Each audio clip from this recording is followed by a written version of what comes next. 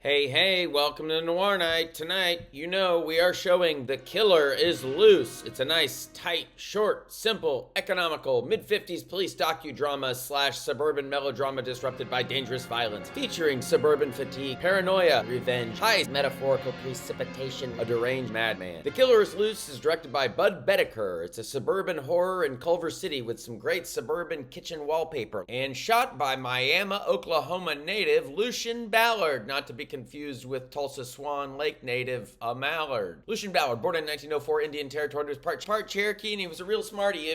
He attended Ivy League UPenn, and he also went to OU before he said, screw this, I'm a traveler, and he probably was listening to Woody Guthrie, am I right? He was a good-looking guy, a stylish guy. He was married to actress Merle Oberon. Ooh, beautiful. And he also invented a light that lit her face properly because she had a scar from an accident. He got his start in show business by chasing tail to LA. He was dating a script girl, and then that landed him a gig as a laborer at Paramount Pictures. Worked his way up in the camera crew, eventually found himself working for Joseph von Sternberg. Which fits nicely in the narrative of German expressionist filmmakers having an influence on film noir style. Following my unpretentious history lesson, Ballard had an incredible career. This damn Okie shot the Wild Bunch. All that slow-mo violence, that was him.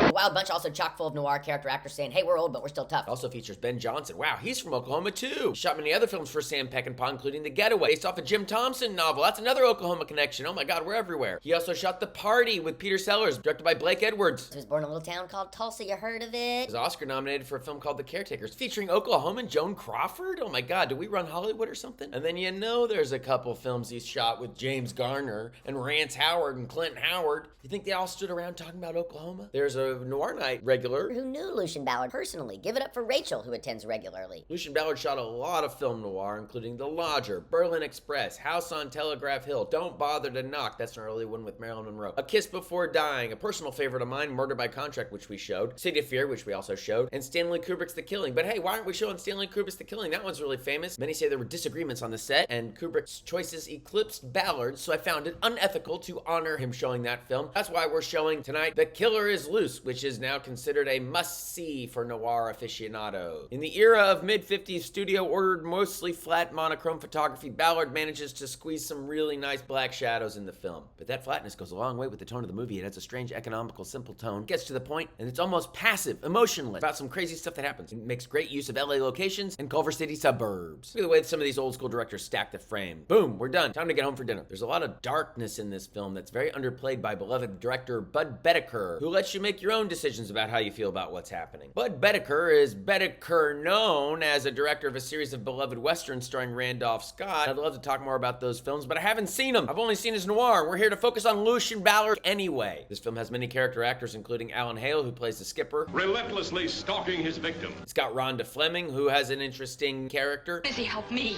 When has he thought of me? Led by Joseph Cotton, who's best bud of Orson Welles, Magnificent Amberson, Citizen Kane, Shadow of a Doubt, The Third Man, noir stalwart. What kind of a husband do you want? I don't want to give the simple plot away too much, but it kind of resembles Cape Fear. Called The Killer is Loose. The Killer is loose. What do you need to know? He's loose. But Wendell Corey steals the show as a seemingly simple man making poor choices that lead to an unfortunate circumstance causing him to go berserk. He's incapable of taking any responsibility for his part, which leads me to believe that this film's probably a metaphor for something, but I don't know what. Wartime trauma in the era of economic consumers flourish of the 50s? I don't know. Make your own interpretation. His psychopathic logic is an enigma. Corey's icy derangement may feel like a familiar trope today, but I think it was something totally new at the time. He plays the villain like he's the victim. A mid-50s deadpan, dead-eyed, four-eyed, unfeeling psycho man on a mission with a 1,000-mile stare. Wendell Corey often played cowards and cuckolded men, cuckolded by the best of them, Barbara Stanwyck in The File on Thelma Jordan, and Joan Crawford from Oklahoma in Harriet Craig. In real life, he had a lot of potential as a leading man and early success, respectable fare, but apparently he was a drunk and ended his film career kind of making crap sci-fi, and he died at age 54 of liver disease. But he was also president of the Academy of Motion Picture Arts and Sciences at some point, and he was on the board of the Screen Actors Guild and the Santa Monica City Council. He leaves us with a legacy of playing a good psycho in this film and many other things. This film's sort of a proto-horror, psycho goes berserk noir. Is he?